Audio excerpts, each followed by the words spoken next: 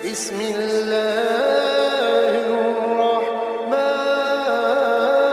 الرحيم.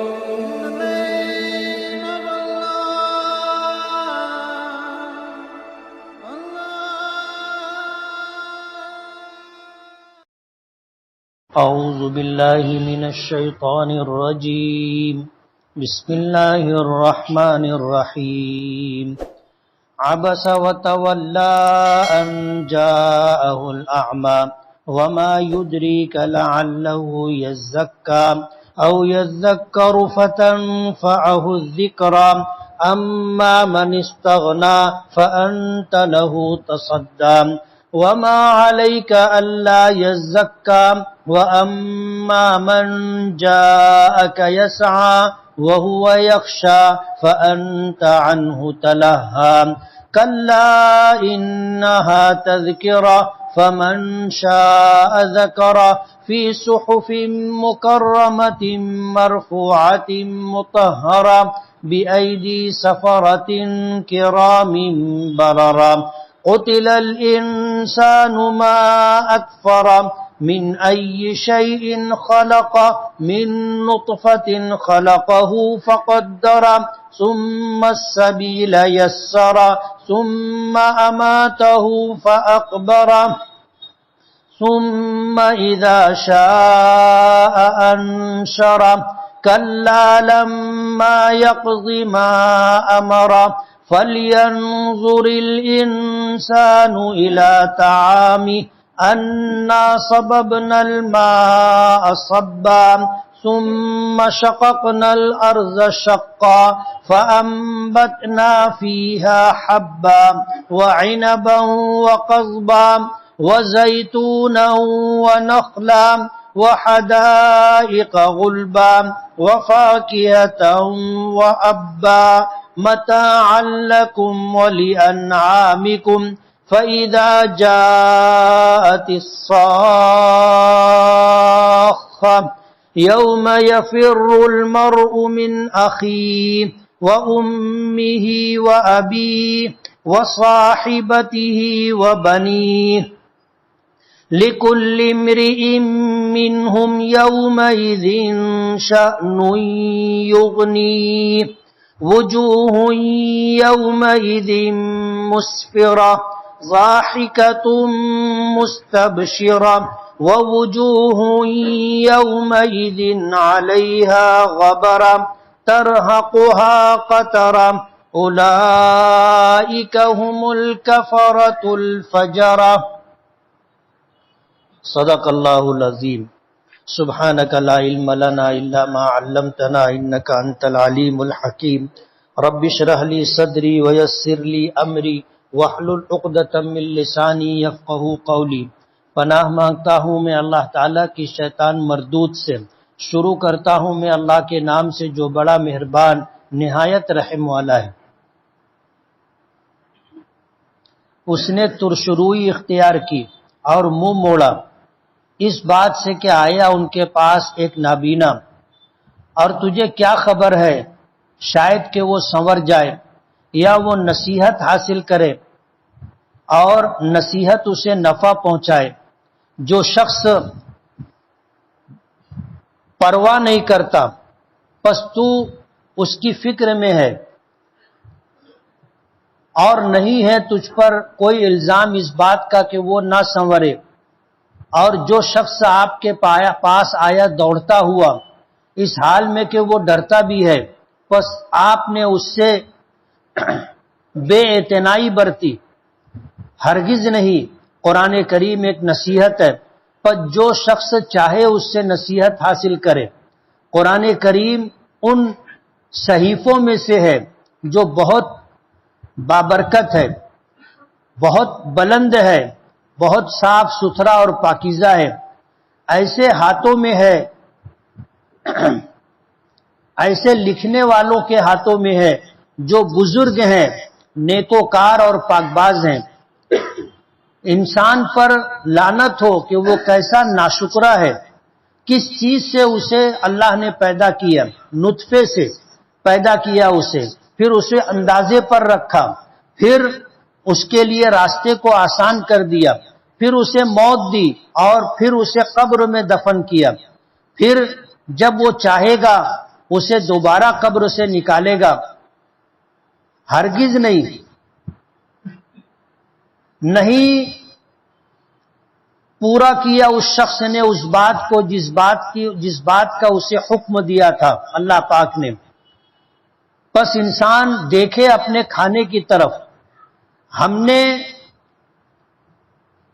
موسلا دھار پانی اتارا، برسایا آسمان سے برسانا، پھر زمین کو ہم نے پھاڑنا، پھر اگایا ہم نے زمین میں سے دانا اور انگور اور ترکاری اور زیتون اور کھجور اور گھنے باغات اور میوے اور گھاس اور چارے، یہ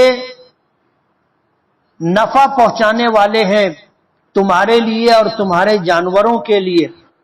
پھر جب آئے گی ایک بہرا کر دینے والی آواز، چنگھاڑ، جس دن بھاگے گا انسان اپنے بھائی سے، اپنی ماں سے اور اپنے باپ سے اور اپنی بیوی سے اور اپنے بیٹوں سے، ہر انسان کے لیے ان میں سے اس دن ایک حالت ہوگی جو اسے بے پرواہ کر دے گی اس سے۔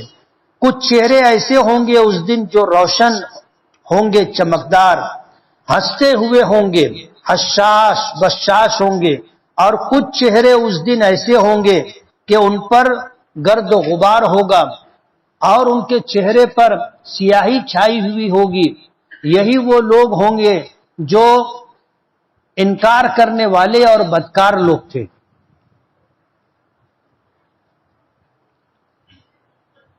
یہ 30ویں پارے کی تیسری سورت ہے، سورہ عبس، نزول کے اعتبار سے مکی ہے اور اس میں 42 آیتیں اور 1 رکوع ہے۔ آیت کا جو پہلا لفظ ہے عبسہ، اسی سے اس سورت کا نام سورہ عبس رکھا گیا۔ عبس کے معنی آتے ہیں منہ چڑھا لینے کے، ناگواری کے، ترشروئی کے۔ آیت کے شان نزول یہ ہے، اس کی ابتدائی 16 آیتیں ایک صحابی حضرت عبداللہ ابن ام مکتوم رضی اللہ تعالی عنہ کے متعلق نازل ہوئی۔ یہ وہ صحابی ہیں جو نابینا تھے، نبی کریم صلی اللہ علیہ وسلم کے قریبی رشتہ دار بھی تھے۔ حضور پاک صلی اللہ علیہ وسلم کی پہلی بیوی ام المومنین حضرت خدیجۃ الکبریٰ رضی اللہ تعالی عنہا کے چچا زاد بھائی تھے، مکی تھے، قبیلہ قریش سے تعلق تھا، اور ابتدائی دنوں میں جن لوگوں نے اسلام قبول کیا ان میں حضرت عبداللہ ابن ام مکتوم بھی تھے۔ اسلام کا پیغام نبی کریم صلی اللہ علیہ وسلم کے ذریعے جب لوگوں تک پہنچا تو یہ آنکھوں سے محروم تھے، نابینا تھے، بصارت حاصل نہیں تھی، لیکن اللہ نے بصیرت عطا کی تھی اور دل کی آنکھوں سے نبی کریم صلی اللہ علیہ وسلم کو اور آپ کی باتوں کو دیکھا، سمجھا اور دل میں اتارا، اور اس ابتدائی دور میں اسلام قبول کیا جس وقت اسلام قبول کرنا اپنے آپ کو آزمائش کے لیے پیش کرنا تھا، اپنے آپ کو حالات میں ڈالنا تھا۔ مشرکین مکہ کی جو اذیت ناک صورتحال تھی اس سے اپنے آپ کو دوچار کرنا تھا، لیکن جن صحابہ کرام نے ابتدائی دور میں اسلام قبول کیا اور مشرکین مکہ اور سرداران قریش کی ہر طرح کی اذیتوں کو اور تکلیفوں کو برداشت کیا، ان میں حضرت عبداللہ ابن ام مکتوم رضی اللہ تعالی عنہ۔ یہ سعادت بھی ان کو حاصل ہے کہ جن لوگوں نے ابتدائی مرحلے میں ہجرت کی تھی ان میں عبداللہ ابن ام مکتوم بھی ہے۔ نبی کریم صلی اللہ علیہ وسلم نے ہجرت فرمائی تو عبداللہ ابن ام مکتوم اور مصعب ابن عمیر رضی اللہ تعالی عنہ یہ ہجرت کر کے مدینہ منورہ پہنچے۔ بعض روایتوں میں آتا ہے کہ اللہ تعالیٰ نے نبی کریم صلی اللہ علیہ وسلم نے ان دونوں صحابہ کرام کو مدینے والوں کو قرآن کریم سکھانے پر مامور کیا تھا، کہ تم اہل مدینہ کو قرآن کریم سکھاؤ گے، قرآن کریم پڑھاؤ گے، تو اہل مدینہ کو قرآن کریم پڑھانے والے جو ابتدائی دور کے صحابہ ہیں ان میں عبداللہ ابن ام مکتوم اور مصعب ابن عمیر بھی، ان کو یہ مقام بھی حاصل رہا کہ نبی کریم صلی اللہ علیہ وسلم جب غزوات کے لیے مکے سے لشکر لے کر کے نکلتے تھے تو مکے میں اپنی جگہ جن کو ذمہ دار بناتے تھے اور مدینے کا نگراں مقرر کرتے تھے وہ عبداللہ ابن ام مکتوم بھی تھے۔ حضور پاک صلی اللہ علیہ وسلم نے جتنے غزوات کیے 10 سے زائد غزوات ایسے ہیں کہ آپ مدینے سے گئے تو آپ نے نگراں مدینے والوں کے لیے عبداللہ ابن ام مکتوم کو مقرر کیا۔ نابینا ہونے کی وجہ سے یہ جنگ میں نہیں جا سکتے تھے، دکھائی نہیں دیتا تھا، اس لیے یہ بظاہر غزوات سے محروم رہے، لیکن نبی کریم صلی اللہ علیہ وسلم نے جو ذمہ داری دی تھی وہ اتنی بڑی تھی کہ اپنا مقام ان کو دیا تھا۔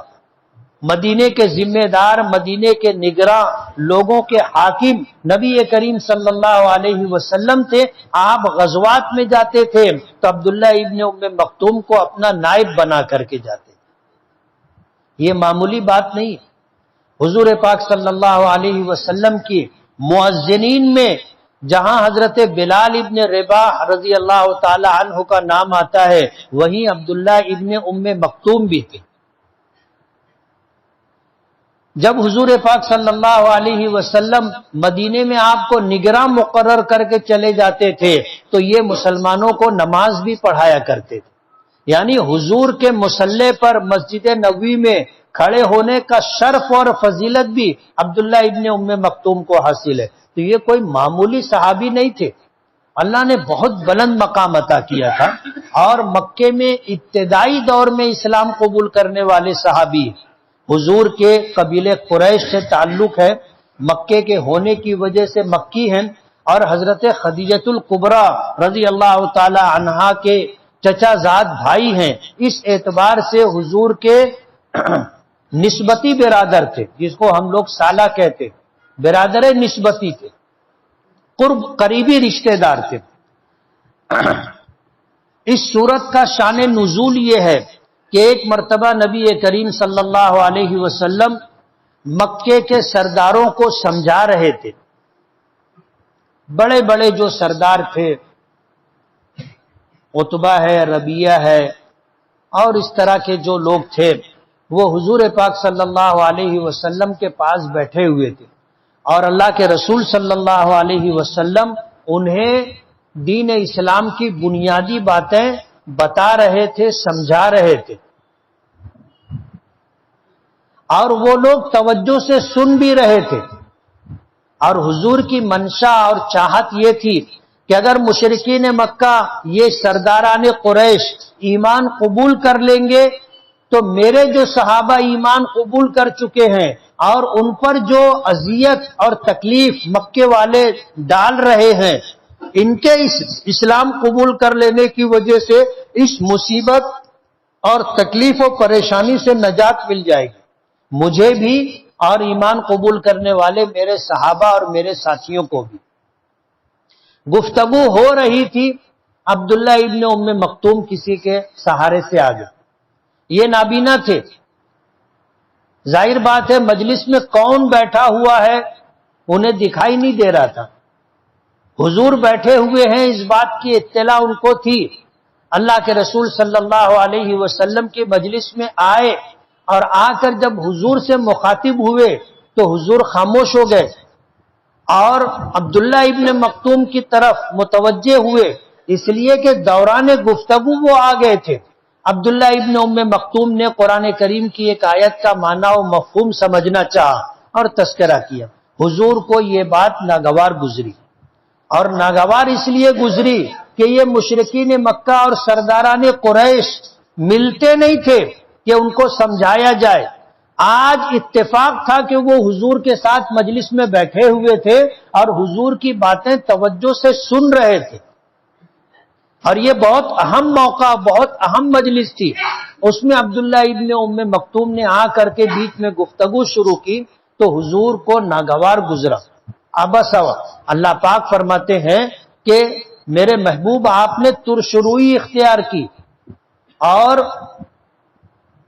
ناگواری کا اظہار کیا. وتولا اور آپ نے عبداللہ ابن ام مکتوم کی طرف سے بے رخی اختیار کی, منہ موڑ لیا. انجاءہ الاعمی اس لیے کہ آپ کے پاس ایک نابینا آ گیا تھا. اب ظاہر بات عبداللہ ابن مکتوم کی بھی کوئی غلطی نہیں تھی, وہ معذور شخص تھے. اگر ان کو معلوم ہوتا یا ان کو بتا دیا جاتا یا اگر نابینا نہیں ہوتے تو اپنی آنکھوں سے دیکھ لیتے کہ کیا صورتحال ہے, تو وہ آتے بھی نہیں, یا اگر آتے تو خاموشی سے بیٹھ جاتے اور حضور کی بات سنتے. یہ وہ صحابی ہیں جن کے آنے پر حضور کو ناگواری ہوئی اور آپ نے ترشروئی اختیار کی, اعراض کیا, منہ موڑا, بے رخی اختیار کی, بے توجہی کی. اللہ پاک کو یہ بات پسند نہیں آئی. اللہ پاک نے سورہ عبس نازل کی, اس کی ابتدائی 16 آیتیں عبداللہ ابن ام مکتوم کے متعلق نازل. بہت کم صحابہ کرام ایسے ہیں جن کو یہ شرف حاصل ہے کہ اللہ نے ان کے بارے میں قرآن کریم کی آیات نازل کی. انہی میں عبداللہ ابن ام مکتوم بھی ہے. جب یہ صورتحال پیش آئی عبسہ, حضور نے ناگواری کا اظہار کیا, وتولا اور بے توجہی کی, منہ موڑا اس بات سے کہ ان کے پاس ایک نابینا آیا. وما یدری کا اللہ پاک فرماتے ہیں کہ تجھے کیا خبر ہے,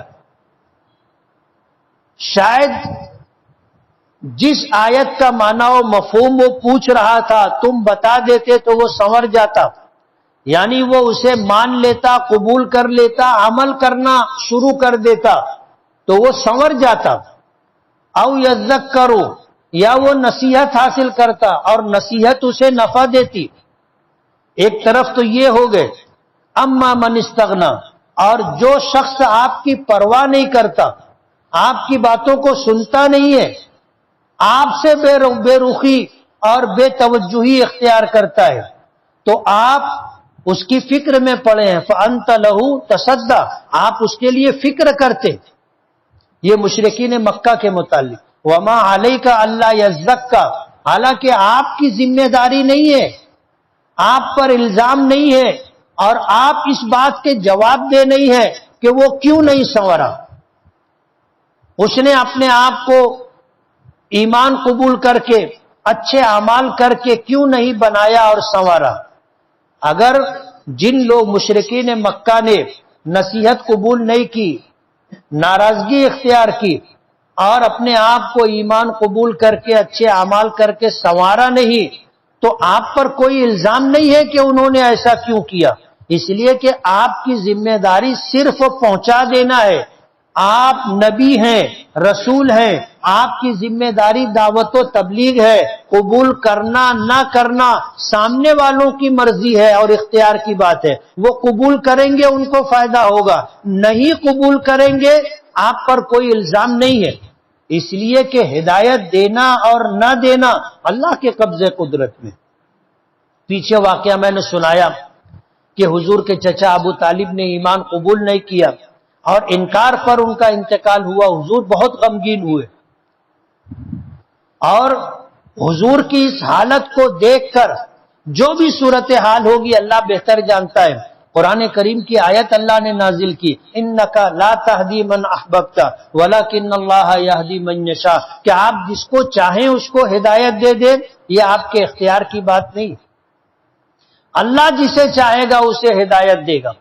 اور حضور کے چچا کا جب حالت کفر میں انتقال ہوا, انکار پر انتقال ہوا, اور وہ یہ کہتے ہوئے دنیا سے گئے کہ اموت علی ملت عبد المطلب, کہ میں عبد المطلب اپنے باپ کی ملت اور دین پر مرتا ہوں. تو ظاہر بات ہے ان کی ملت اور ان کا دین الگ تھا, اور حضور جو دعوت و تبلیغ دے کر دین پیش کر رہے تھے وہ الگ تھا. تو حضور کو بہت زیادہ تکلیف ہوئی. وجہ اس کی یہ تھی کہ آپ کے چچا ابو طالب آپ کے بہت مددگار تھے, آپ کے خیرخواہ تھے, بچپن سے آپ کو پالا تھا, پوسا تھا, آپ کی پرورش کی تھی, آپ کو اچھے برے حالات سے بچانے میں پیش رہتے تھے. تو حضور کو اپنے چچا کی ان قربانیوں کا بہت احساس تھا، اور یہی وجہ ہے کہ جہنم میں سب سے ہلکا عذاب ابو طالب کو ہوگا، سب سے ہلکا عذاب. تو جب ان کو ہدایت نہیں ملی اور وہ ایمان قبول نہیں کر سکے تو حضور بہت غمگین تھے. اس آیت میں بھی اللہ پاک یہی فرماتے ہیں وما علیک اللہ یزکا، اور تجھ پر کوئی گناہ نہیں ہے، کوئی الزام نہیں ہے اس بات سے کہ وہ کیوں نہیں سنورا.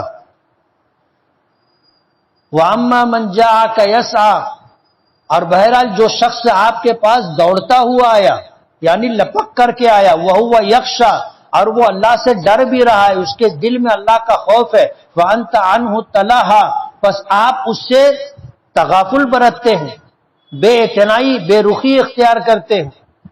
کلا، آپ سن لو کہ قرآن کریم ایک نصیحت ہے. فمن شاء ذکر، جو شخص چاہے نصیحت اختیار کرے. یہ ہر ایک کے اوپر ذمہ داری ہے، سب کی ذمہ داری آپ کے اوپر نہیں ہے کہ سب ایمان قبول کرے. آپ کی یہ ذمہ داری نہیں ہے. آپ کی ذمہ داری بتا دینا ہے، سمجھا دینا ہے، پیغام پہنچا دینا ہے، اللہ کی بات لوگوں کے درمیان رکھ دینا ہے. یہ آپ کا کام ہے. ماننا نہ ماننا، قبول کرنا نہ کرنا، یہ ان کے اپنے اختیار کی بات ہے. وہ قبول کریں گے آپ کو اجر ملے گا، وہ قبول نہیں کریں گے تو بھی آپ کو اجر ملے گا. وہ قبول کر لیں گے ان کی آخرت بن جائے گی، نہیں قبول کریں گے وہ عذاب الہی سے دوچار ہوں گے. آپ کا کام دعوت و تبلیغ ہے، آپ دعوت و تبلیغ کریں. قرآن کریم ایک نصیحت ہے، پر جو شخص چاہے اس سے نصیحت حاصل کرے. قرآن کریم ان صحیفوں میں سے، لکھی ہوئی کتابوں میں سے ہے جو اللہ کے نزدیک بہت بابرکت ہے، بہت زیادہ مکرم ہے، مرفوعات مطہرہ، جو بہت زیادہ بلند ہے، شکوک و شبہات سے بلند ہے. یا لوح محفوظ میں اللہ نے اس کو جگہ دی ہے. مطہرہ، اور جو پاک و صاف ہے عیوب سے، نقائص سے. اللہ کا کلام ہے. آج 14 صدیاں گزر گئیں، 15ویں صدی چالو ہے، قرآن کریم میں کوئی نقص نہیں نکال سکا. اللہ نے قرآن کریم کو ایسا بنایا. اور پھر یہ قرآن کریم ان فرشتوں کے، لکھنے والے فرشتوں کے ہاتھوں میں ہے جو سردار ہیں، کرام، باعزت ہیں، بررہ، نیکوکار اور پاک باز ہیں. لوح محفوظ سے لکھتے ہیں، لوح محفوظ سے لیتے ہیں. اللہ نے ان کو وہاں ان فرشتوں کو ذمہ داری دی ہے. قرآن کریم ایسے صحیفوں میں سے ہے. قتل الانسان ما اکفرہ. اللہ پاک یہاں تک جو ہے یہ حضرت عبداللہ ابن ام مکتوم کے متعلق آیات ہے. یہ 16 آیتیں ہیں جو عبداللہ ابن ام مکتوم کے متعلق نازل ہوئی. اور بہت بڑی بات ہے کہ کسی صحابی کے لیے اللہ پاک نے اپنے محبوب نبی کو تنبیہ کی. 7ویں آسمان کے اوپر عرش سے اللہ نے دیکھا کہ میرے ایک بندے نابینا کے ساتھ میرے نبی نے بے رخی اختیار کی. اللہ نے اپنے نبی کو تنبیہ کی، اور یہ معمولی بات نہیں ہے. آگے فرماتے ہیں قتل الانسان ما اکفرہ، مارا گیا وہ انسان کہ وہ کیسا ناشکر ہے. انسان تکبر کرتا ہے، انسان اعراض کرتا ہے، منہ موڑتا ہے اللہ کی باتوں کی طرف، اللہ کی بھیجی ہوئی کتاب کی طرف، اللہ کے نازل کیے ہوئے قرآن کی طرف، اللہ کے دیے ہوئے دین و شریعت کی طرف متوجہ نہیں ہوا، قبول نہیں کیا. قتلا، مارا گیا انسان. مفسرین نے لکھا ہے یہاں قتلا لعنا کے معنی میں کہ لعنت ہو انسان پر کہ وہ کیسا ناشکرا ہے. ما اکفرا، کیسا ناشکرا ہے. من ای شیء خلقہ، اس نے تکبر کی راہ اختیار کی اور ماننے سے انکار کیا. اللہ پاک فرماتے ہیں کس چیز سے اللہ نے اسے پیدا کیا ہے. من نطفۃ، ایک ناپاک منی کے قطرے سے اللہ نے اسے پیدا کیا. فقط درا، اور جب اسے ماں کے پیٹ میں وجود عطا کیا، اللہ نے اس کی تخلیق کا، پیدائش کا، وجود کا فیصلہ کیا. فقط درا، تو اللہ نے اس کے لیے ایک اندازہ مقرر کیا. اللہ نے اس کو سنوارا، بنایا. ماں کے پیٹ میں تھا، اللہ نے پورا جسم بنایا، سر بنایا، بال بنائے، آنکھ بنائی، بھویں بنائی، پلکیں بنائی، ناک بنائی، کان بنائے، چہرہ بنایا، شانے بنائے، دونوں ہاتھ بنایا، سارے اعضائے رئیسہ اللہ نے بنائے، پیر بنائے. ایک عجیب و غریب خلقت اللہ پاک نے عطا کی. ماں کے پیٹ میں انسان کو ایسا بنانے والا کون؟ اللہ ہے. من نطفۃ خلق فقدر، اسے نطفے سے پیدا کیا اور پھر اس کو ایک اندازے پر رکھا. ثم السبیل یسر، پھر اللہ نے اس کے لیے راہ آسان کر دی. مفسرین نے اس کی دو تفسیر کی ہے. ایک تو یہ کہ اس کی پیدائش کے لیے راستہ اللہ نے کشادہ کر دیا، اور جس راستے سے وہ پیدا ہوا اللہ نے وہاں سے اس کی پیدائش کو آسان کر دیا. یہ اللہ کی قدرت ہے. بچہ پیدا ہوتا ہے، اللہ اس کے لیے آسانی پیدا کر دیتا ہے، لیکن ماں کو اتنی تکلیف ہوتی ہے، ماں کو اتنی تکلیف ہوتی ہے کہ بسا اوقات اس کا انتقال ہو جاتا ہے.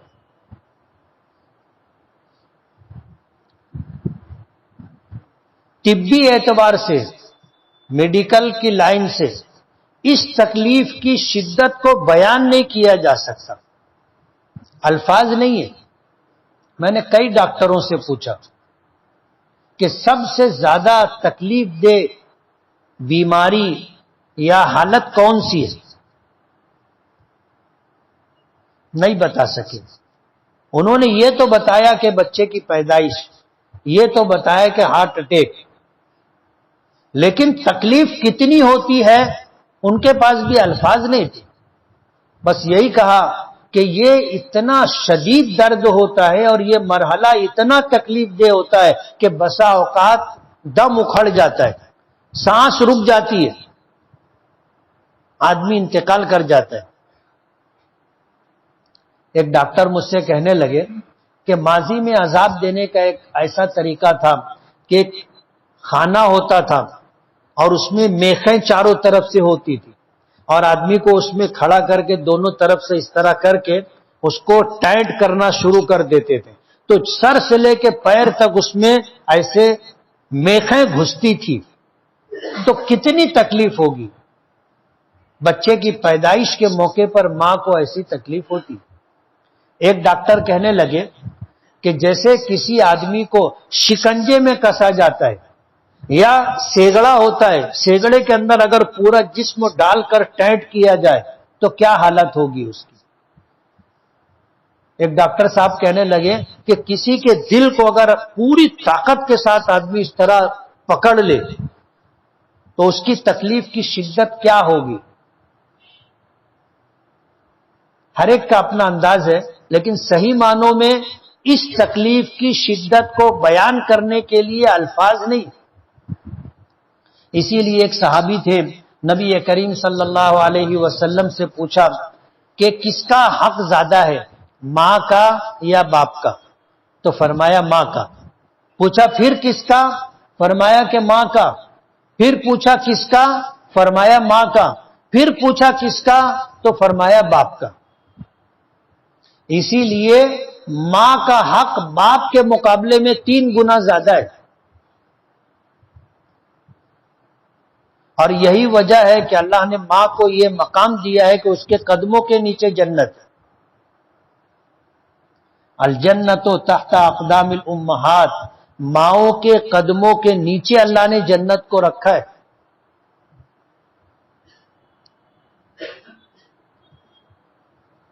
تو ایک تفسیر یہ کہ ثم السبیل یسر، اللہ نے بچے کے لیے پیدائش کا راستہ آسان کر دیا. بچہ پیدا ہوتا ہے اس کو تکلیف نہیں ہوتی،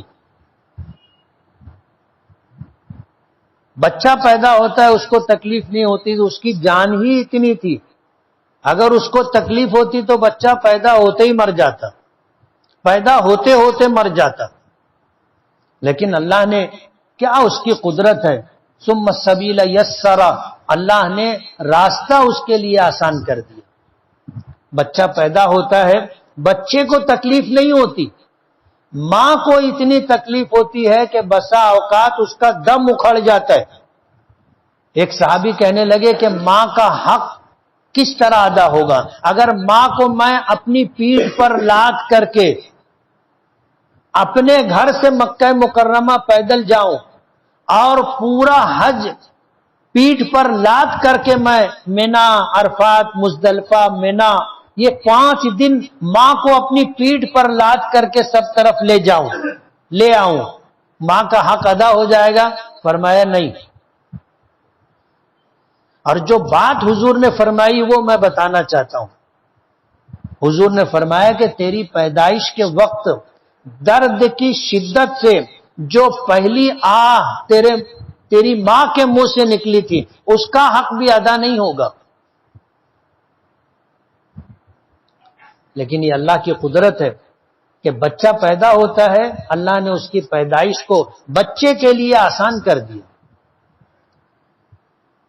بعض مفسرین نے اس کی تفسیر کی ثم السبیل یسرا، اللہ پاک نے اس بچے کے لیے خیر اور شر کی راہ پسند کرنا، اختیار کرنا آسان کر دیا۔ آج اگر کوئی خیر کے راستے پہ جانا چاہے کوئی دقت اور تکلیف کی بات نہیں، ایک طرف نیکی کا راستہ ہے، ایک طرف بدی کا راستہ ہے، نیکی کے راستے پر جانا چاہے جا سکتا ہے، اللہ نے اس کے لیے راستے آسان کر دیے۔ یہی وجہ ہے کہ ایک موقع پر نبی کریم صلی اللہ علیہ وسلم نے فرمایا کہ انسان کے سامنے دونوں راستے، خیر کی بھی شر کی بھی، اور اس کو اختیار دیا گیا ہے کہ وہ جس راستے پر جانا چاہے جا سکتا ہے۔ حضور نے جو بات ارشاد فرمائی وہ یہ کہ آدمی اگر اپنے متعلق یہ سمجھنا چاہے کہ اللہ نے اس کے لیے جنت مقدر کی ہے یا جہنم مقدر کی ہے، یا اللہ نے اس کے لیے بھلائی اور خیر مقدر کی ہے یا شر اس کے لیے مقدر کی گئی ہے، تو وہ یہ دیکھے کہ اس کے لیے نیکی کرنا آسان ہے یا گناہ کرنا آسان ہے۔ اگر نیکی کرنا اس کے لیے آسان ہے تو اسے سمجھ لینا چاہیے کہ اللہ نے اس کے لیے بھلائی مقدر کی، جبھی اس کے لیے نیکی آسان ہے۔ نماز کے لیے مسجد آنا آسان ہے، جماعت سے نماز پڑھنا آسان ہے، مسجد میں دل لگ رہا ہے، رکنا اس کے لیے آسان ہے، تلاوت کرنا آسان ہے، صدقہ دینا آسان ہے، اس پر بوجھ نہیں ہے، تو اللہ نے اس کے لیے بھلائی اور خیر مقدر کی۔ اور اگر خدا نہ خواستہ اس کے لیے گناہ آسان ہے کہ چوری کرنا چاہے تو آسانی سے آنکھ سے کاجل نکال لیتا ہے، جیب میں گھنگرو ہو تو اتنی مہارت سے نکالتا ہے کہ گھنگرو بھی نہیں بچتا۔ گناہ اگر اس کے لیے آسان ہے تو یہ سمجھ لو کہ اس کے لیے بھلائی اور خیر نہیں، نتیجے کے اعتبار سے اس کے لیے شر مقدر ہے۔ فجر کی نماز کے لیے اٹھنا اگر آسان ہے، اذان ہوتی ہے آنکھ کھل جاتی ہے، مسجد آنا آسان ہے تو اللہ نے بھلائی مقدر کی۔ اور اگر صبح کی نماز کے لیے اٹھنا مشکل ہے، گھر والے اٹھاتے رہتے یہ اٹھتا ہی نہیں ہے، تو اس کو سمجھ لینا چاہیے کہ اپنا ٹھکانہ یا اپنے لیے نتیجہ اچھا نہیں۔ تو ثم السبیل یسرا، ایک تفسیر مفسرین نے یہ بھی کی ہے کہ اللہ نے اس کے لیے خیر کی راہ آسان کر دی۔ ثم اماتہ فاقبرہ، پھر اللہ نے اس کو موت دی اور پھر اس کو قبر میں دفن کیا، یہ بھی اللہ کا احسان ہے۔ آج انسانی دنیا میں کسی کے مرنے پر سب سے زیادہ باعزت طریقہ، باوقار طریقہ میت کے ساتھ جو اپنایا گیا وہ اسلام ہے۔ کہ کسی کا انتقال ہوتا ہے اس کو غسل دیا جاتا ہے، اس کو کفن دیا جاتا ہے، اس کو خوشبو لگائی جاتی ہے، اور باعزت باوقار طریقے سے کاندھا دے کر اس کو قبرستان لے جایا جاتا ہے، اس کی نماز جنازہ پڑھی جاتی ہے، اس کے لیے آگے کی راہ آسان ہو جائے، اس کے لیے دعائے مغفرت، رفع درجات، عذاب قبر سے حفاظت، منکر نکیر کا سوال و جواب آسان ہو۔ الحمدللہ، آخرت کی منزل آسان ہو، اس کے لیے دعا کی جاتی۔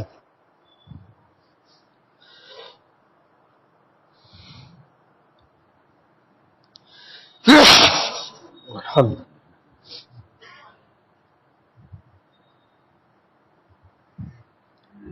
اور پھر اسے لے جا کر کے قبر کے حوالے کر دیا جاتا ہے، اسے باوقار طریقے سے لٹا کر کے برگار رکھ کر چٹائی رکھ کر اوپر مٹی ڈال دی جاتی ہے۔ سب سے زیادہ باعزت باوقار طریقہ مرحومین کے ساتھ کسی مذہب نے اگر اختیار کیا ہے تو وہ اسلام ہے۔ دوسرے مذاہب میں کیا ہے آپ کو پتہ ہے؟ ان کے ساتھ کیا ہوتا ہے آپ کو خبر ہے؟ بعض مذاہب میں ایسا ہے کہ لاش کو کھلے میں رکھ دیتے، گدھ لوگ، پرندے، چیل، کوے، وہ آ کر نوچ نوچ کر کے کھاتے، لاش ایسے ہی ڈال دی جاتی۔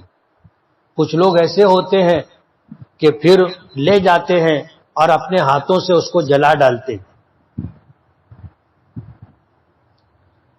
سب سے باعزت اور باوقار طریقہ میت کے لیے اسلام نے اختیار کیا، فَأَقْبَرَ، کہ اس کو دفن کیا جاتا ہے، ثُمَّ إِذَا شَاءَ أَنشَرَ، پھر جب اللہ چاہے گا اسے قبر سے نکالے گا، دوبارہ زندہ کرے گا۔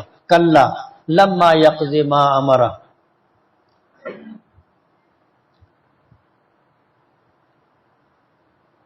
ٹھیک نہیں ہے کہ ایک انسان کو اللہ نے اس طرح نوازا اور پھر اس نے اللہ کے حکموں کو پورا نہیں کیا۔ لما یقض ما امرا، جن باتوں کا اسے حکم دیا گیا تھا ان باتوں کو اس نے پورا نہیں کیا۔ فَلْيَنْظُرِ الْإِنسَانُ إِلَىٰ طَعَامِهِ، انسان اپنے کھانے کی طرف دیکھے کہ اللہ نے آسمان سے کیسی موسلا دھار بارش برسائی، پھر زمین کو پھاڑا اور اس میں سے دانے غلے اگائے، انگور اگائے، ترکاریاں اگائی، زیتون اگایا، کھجور اگائی، گھنے باغات اگائے، میوے اگائے اور گھاس اور چارے اگائے، متاعا لکم، یہ تمہیں نفع پہنچانے کے لیے، وَلِأَنْعَامِكُمْ، اور تمہارے جانوروں کے لیے، اللہ نے تمہارے لیے اتنا سب کچھ کیا۔ فَإِذَا جَاءَتِ الصَّاخَّةُ، اس کے بعد اللہ پاک فرماتے ہیں پھر جب آئے گی ایک ایسی چنگھاڑ جو کانوں کے پردوں کو پھاڑ کر انسان کو بہرا کر دے گی، قیامت آئے گی تو کیا ہوگا؟ یوم یفر المرء من اخیہ، لوگ مر جائیں گے، اللہ قبروں سے دوبارہ اٹھائے گا، میدان محشر میں جمع ہوں گے، حالت یہ ہوگی کہ انسان اپنے بھائی سے بھاگے گا، وَأُمِّهِ، اپنی ماں سے بھاگے گا، وَأَبِيهِ، اپنے باپ سے بھاگے گا، وَصَاحِبَتِهِ، اور اپنی بیوی سے بھاگے گا، وَبَنِيهِ، اپنی اولادوں سے، بیٹوں سے بھاگے گا میدان محشر میں۔ کیوں بھاگے گا؟ کیوں بھاگے گا؟ کئی وجہ مفسرین نے ذکر کی۔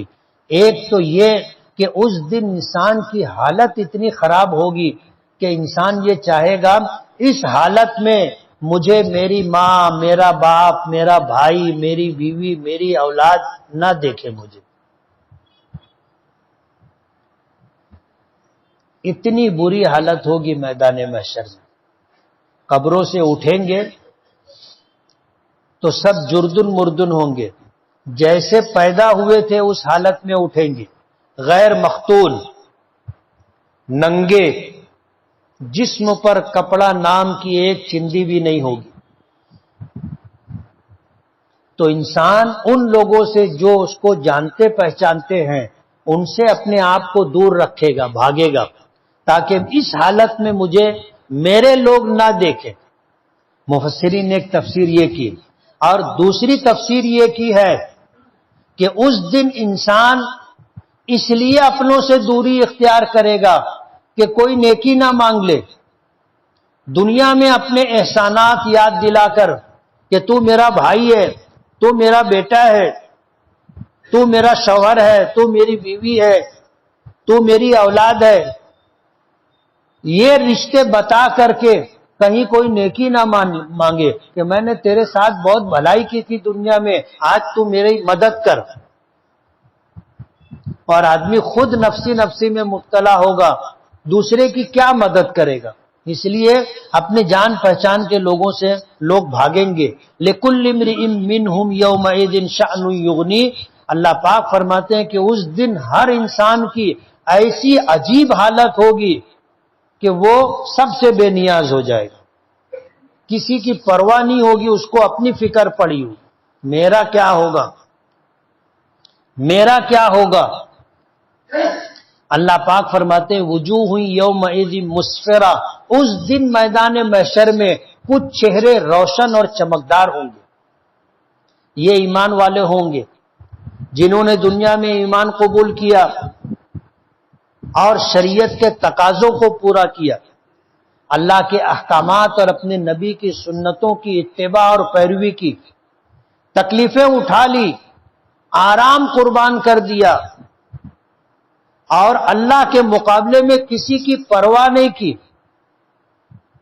یہ وہ لوگ ہوں گے جب میدان محشر میں انہیں نامہ اعمال دائنے ہاتھ میں دیا جائے گا تو انہیں اپنی نجات کا یقین ہو جائے گا کہ اب تو ہم اپنے بچ گئے، انشاءاللہ جنت ملے گی۔ نامہ اعمال دائنے ہاتھ میں آیا، یہ اصحاب یمین ہوں گے، سیدھے ہاتھ والے، جن کے متعلق اللہ پاک نے فرمایا کہ یہ جنت میں جائیں گے۔ تو میدان محشر میں جب نامہ اعمال ملے گا اور فرشتے داہنے ہاتھ میں دیں گے، آدمی کو اپنی نجات کا یقین ہو جائے گا۔ حساب و کتاب سے پہلے ان کی نکل پڑے گی۔ اللہ پاک فرماتے ہیں اس دن کچھ چہرے ایسے ہوں گے جو روشن چمکدار ہوں گے، ضاحکہ ہنستے ہوئے، مستبشرہ خوشیوں کا اظہار کرتے ہوئے، حشاش بشاش ہوں گے۔ وَوُجُوهٌ يَوْمَئِذٍ عَلَيْهَا غَبَرَةٌ، اور اس دن کچھ چہرے ایسے ہوں گے جن کے چہروں پر گرد غبار پڑا ہوا ہوگا، پریشان حال ہوگا، مصیبت کا مارا ہوا ہوگا، نامہ اعمال بائیں ہاتھ میں ملا، نامہ اعمال پیٹھ کے پیچھے سے دیا گیا بائیں ہاتھ میں، وہ سمجھ جائیں گے کہ اپنی تو کھٹیا کھڑی ہے، اپنی حالت بہت خراب ہے، اپنا ٹھکانہ بہت برا ہے۔ ظاہر بات ہے جس دن سب نفسی نفسی میں مبتلا ہوں گے اور اس دن اس کے ساتھ ایسے حالات ہوں گے تو وہ سمجھ جائے گا کہ اپنے لیے تباہی و بربادی، چہرہ غبار آلود ہوگا، ترحقها قطرہ، اور چہرے پر سیاہی چھائی ہوگی۔ آدمی خوش ہوتا ہے چہرہ چمکتا ہے، اور جب آدمی بہت مصیبت اور تکلیف میں ہوتا ہے تو چہرہ کیسا ہوتا ہے آپ نے دیکھا ہوگا تو آپ کو پتا ہوگا، اترا ہوا، مرجھایا ہوا، چہرے پر سیاہی چھائی ہوئی، ساری چہرے کی رونق چمک دمک سب ختم ہو جاتی ہے۔ اللہ پاک فرماتے ہیں اولئک هم الکفرۃ الفجرہ، یہ لوگ جن کے چہرے غبار آلود ہوں گے، گرد آلود ہوں گے، جن کے چہرے سیاہ ہوں گے، جن کے چہرے کی رونق ختم ہو چکی ہوگی، اولئک، یہ وہ لوگ ہوں گے الکفرۃ الفجرہ، جنہوں نے نہ ماننے والا راستہ اختیار کیا تھا، کفر کی راہ اختیار کی تھی۔ کفرہ انکار کرنے والے، الفجرہ گناہ کرنے والے، بدکاری بد عملی کرنے والے، یہ لوگ ہوں گے جو میدان محشر میں ایسے ہوں گے۔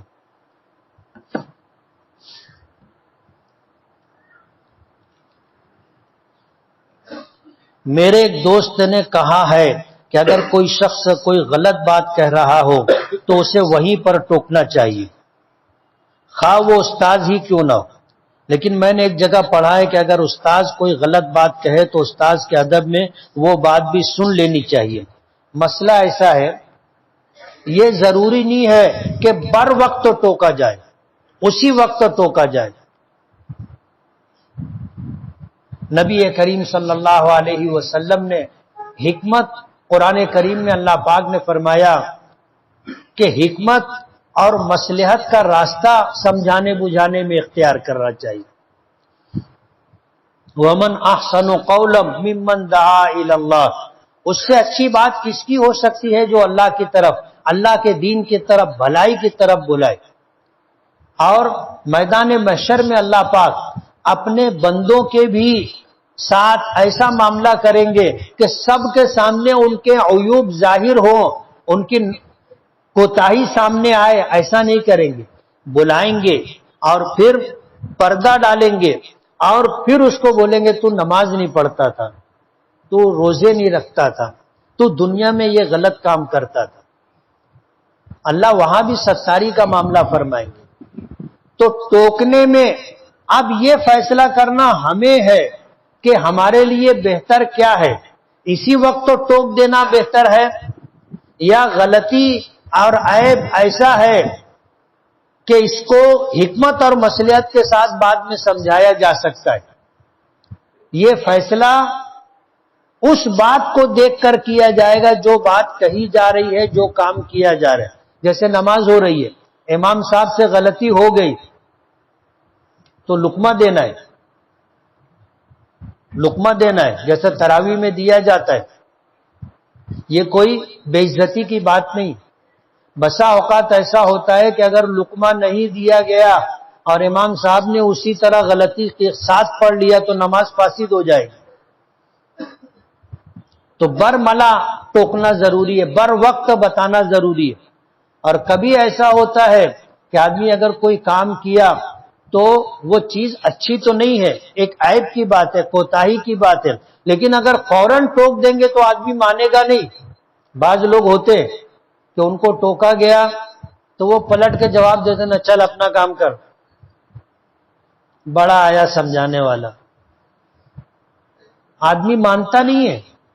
اگر یہ اندیشہ ہو کہ میں اگر ابھی ٹوک دوں گا تو یہ مانے گا نہیں، تو نہیں ٹوکنا چاہیے۔ تھوڑا سا رک جاؤ، بات ختم ہو جائے گی، پھر جب موقع ملے گا کنارے لو اور آہستہ سے اس کو بولو کہ ایسا ہے، تو ہو سکتا ہے آدمی مان بھی لے۔ اب اس بات میں استاد اور غیر استاد کا کوئی فرق نہیں۔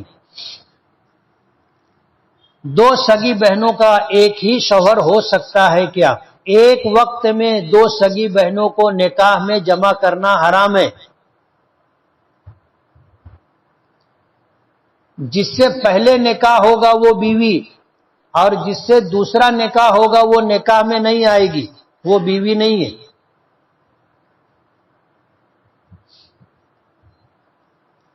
کیا 27 رجب کو حضور معراج پر گئے تھے، یہ پکی اور صحیح بات ہے؟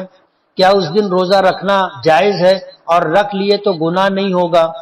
حضور پاک صلی اللہ علیہ وسلم معراج میں کب گئے تھے؟ ایک دم پکی اور صحیح بات کسی کو معلوم نہیں۔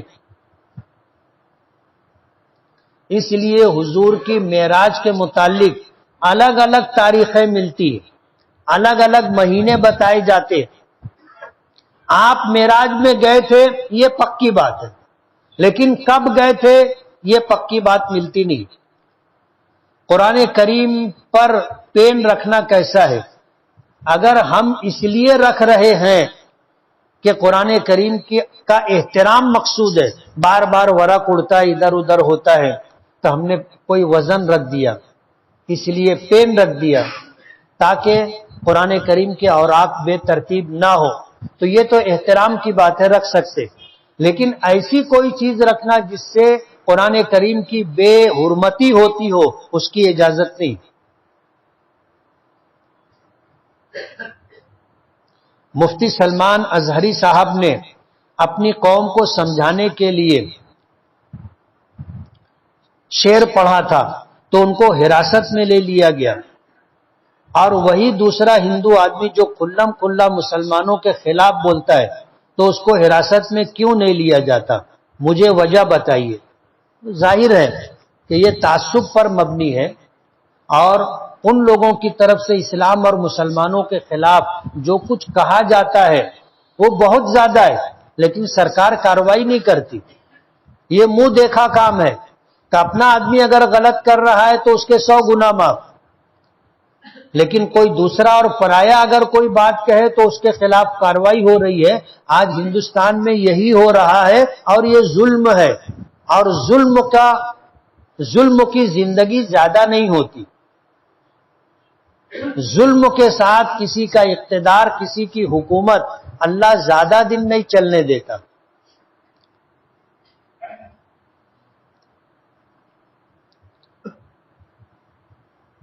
میں خواب دیکھتی ہوں کہ گھر سے نکلی اور واپسی پر کبھی گھر نہیں ملتا، اس کی تعبیر کیا ہے؟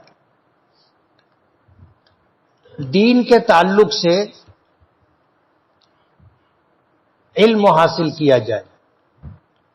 اللہ اس کے رسول نے جو دین و شریعت ہمیں دیا ہے اس سلسلے میں اپنی کم علمی ہے، لا علمی ہے، نا واقفیت ہے، کہ جیسے خواب میں گھر سے تو نکلے لیکن گھر واپس نہیں آ پاتے، راستہ بھٹک جاتے، بھول جاتے۔ دین کا علم حاصل کرو۔ میری آواز بہت خراب اور پھٹ گئی ہے، مجھ کو مدرسے کی جانب سے نعتیہ مقابلے میں جانا ہے، اور ابھی ایسا ہوا ہے، میں بہت پریشان ہوں، کوئی نسخہ یا دوا بتائیے، کسی حکیم کے سے رابطہ کریں۔ یہ تو نسخے کے تعلق سے، ملیٹھی ہوتی ہے اور ایسی چیزیں جو قاطع بلغم ہوتی ہیں، جیسے سبزی میں کریلا ہے، ان چیزوں کے کھانے سے خراش اور بلغمی مزاج والوں کے لیے گلے کی صفائی ہوتی۔ اس کے علاوہ اللہ پاک نے سورہ فاتحہ کو سورۃ الشفا بنایا ہے۔ شفا کی نیت سے پانی پر دم کر کے پڑھنا چاہیے، 3 مرتبہ، 5 مرتبہ، 7 مرتبہ، جتنا اپنے کو وقت ملے، اور وہ پانی پینا چاہیے۔ گڑ بازار میں مسلم لڑکیاں اور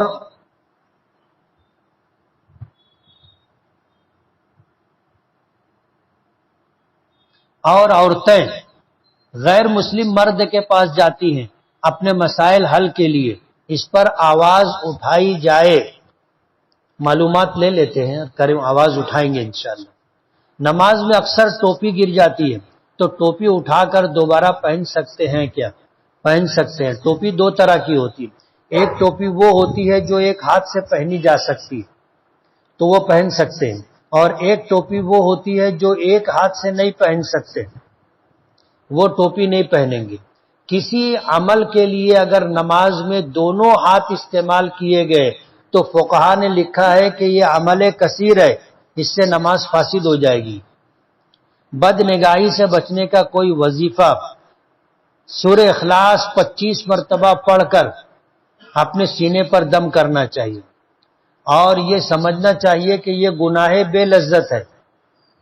کیا ہے؟ گناہ بے لذت۔ کسی عورت کو اگر تم نے دیکھ لیا، وہ بہت حسین و جمیل بھی ہے، تو تم کو ملا کیا؟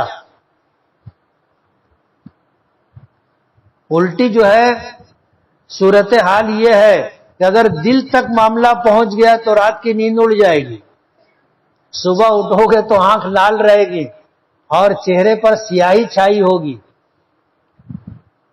اس لیے جو ہے یہ سوچو کہ اس سے ملتا کچھ نہیں ہے۔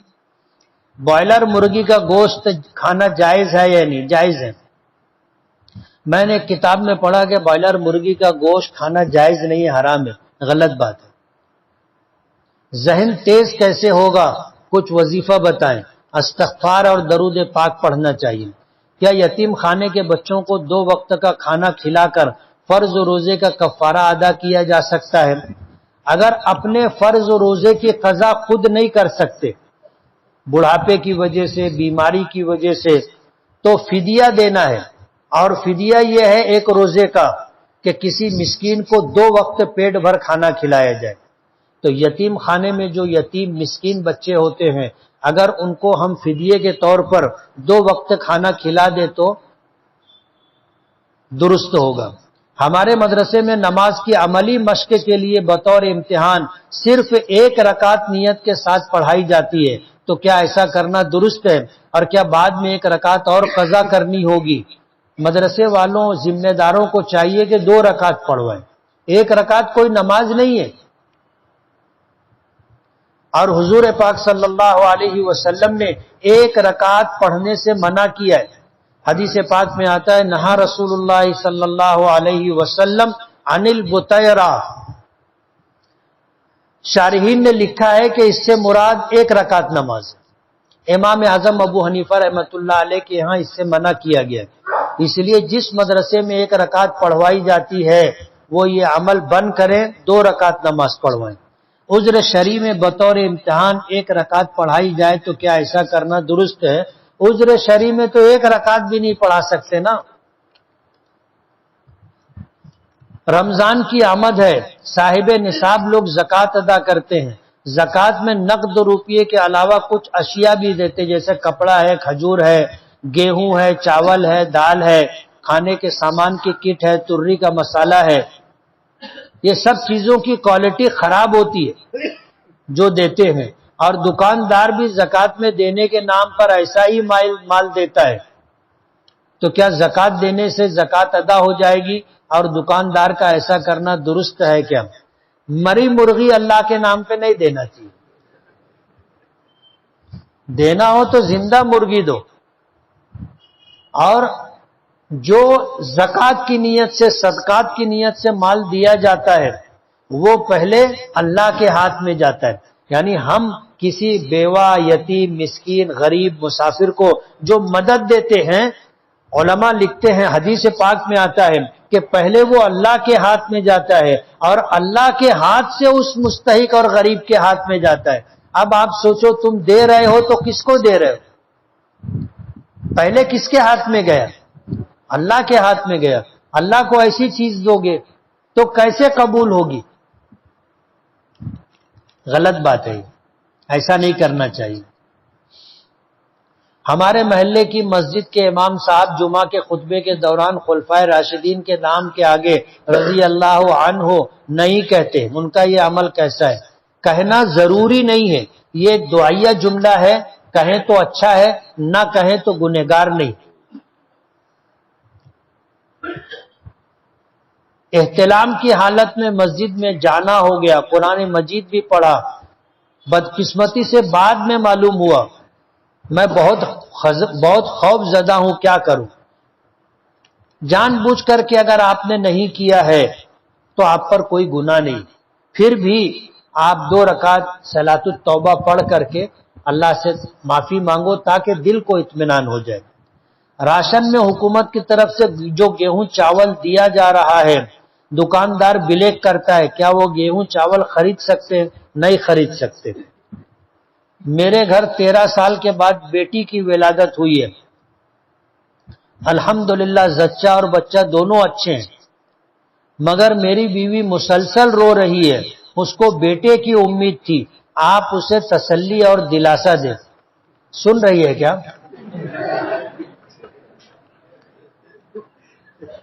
یا وہ ہو سکتا ہے بعد میں جیسے وائرل ہوتا ہے تو سنتی ہے۔ بیٹی اللہ کی رحمت ہوتی ہے، اور میرا تو ایسا ماننا ہے کہ بیٹے کے مقابلے میں بیٹی کا آنا باعث رحمت ہے، آج بھی اور مستقبل میں بھی۔ بیٹی کی شادی کر دو، ذمہ داری ختم ہو جاتی،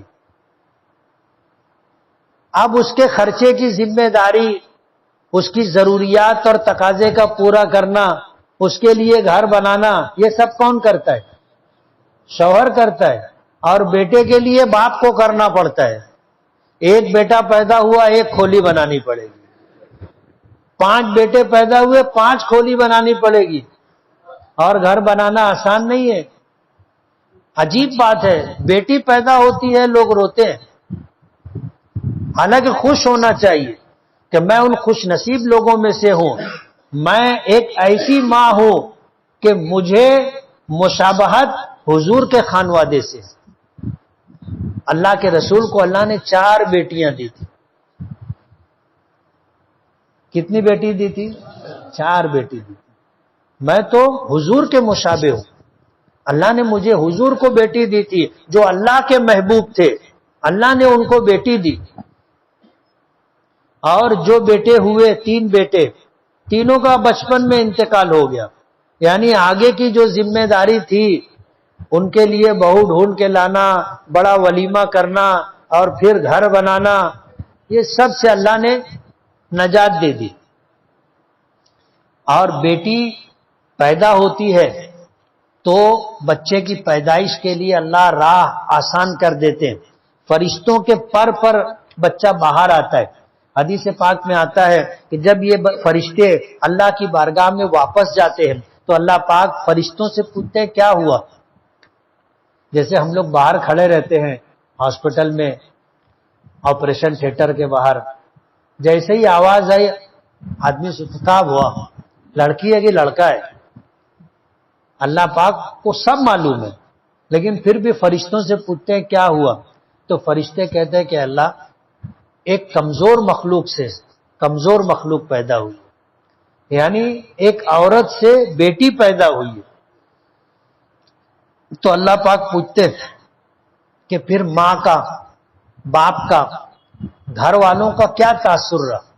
فرشتے کہتے ہیں کہ اللہ سب نے بیٹی کے پیدا ہونے پر خوشی کا اظہار کیا، اور جلیبی نہیں پیڑا بانٹا، جلیبی نہیں پیڑا بانٹا، اور اللہ نے حیثیت دی تھی تو عقیقہ بھی کیا، لوگوں کو دعوت بھی کھلائی، ایسا طے کیا انہوں نے۔ تو اللہ پاک فرماتے ہیں کہ تم گواہ رہنا، میں نے ان کی مغفرت کر دی۔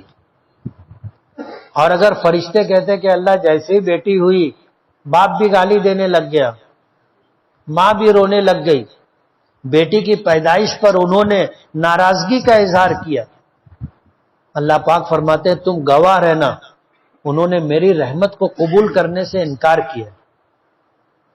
اللہ کی رحمت سے محرومی ہے، اس لیے ایسا نہیں ہونا چاہیے۔ رمسا کے کیا معنی ہے؟ 2-5 اچھے نام بتا دیں۔ رمسا کے معنی وہ بچی جس کی آنکھ میں کیچڑ ہو، چپڑی آنکھوں والی۔ اب ظاہر بات ہے، اب یہ نام اچھا ہے یا برا ہے آپ سمجھ سکتے ہو۔ 5-7 اچھے نام، حضور کی بیٹیوں کے نام، صحابیات کے نام وہ رکھیے۔